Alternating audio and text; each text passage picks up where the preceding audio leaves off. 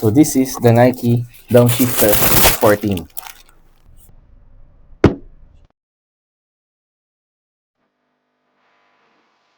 So ano bang bago dito sa Downshifter series? So itong nabili ko is a Downshifter 14. So ito, mas pinalaki yung breathable hole.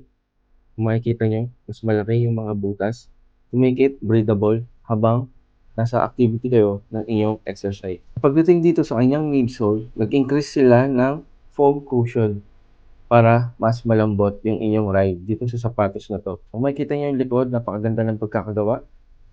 Ganito naman yung outsole nitong Nike Downshifter 14. Kung makikita nyo, iba yung thread na design dito sa outsole niya. Ayan siya. Ito yung thread niya.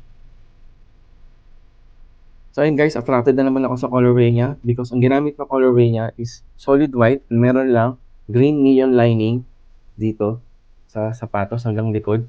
And attracted din ako sa ganitong design ng sapatos. Ito nga yung mesh material. Ang tawagan is breathable design. Very detailed yung Nike swoosh na color black pati dito sa inner quarter. And meron din siyang Nike swoosh logo dito sa bump ng sapatos. So maganda yung fitting niya. Pag suot mo siya, secure yung paa mo dito sa loob.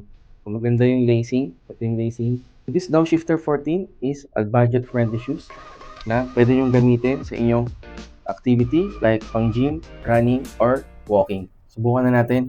Ang sarap ipanglakad. Feel ko yung increased midsole niya and a lot of room space pa sa may toe box. Hindi siya katulad ng Revolution 8 na parang nakafix ang paa mo. Dito sa Downshifter 14, binigay na ng Nike yung softness and fitting na inaasahan ko. And yung socks ko nga pala dito is from Mossimo and breathable design. Pinang-stroll ko na rin siya sa Furby Terraces. The Downshifter 14 is attractive for its clean look and simplicity.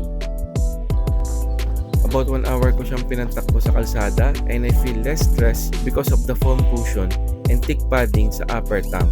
And my final verdict for the Nike Downshifter 14, it has a lot of room space sa may toe box, true to size and secure fit, and great value for money.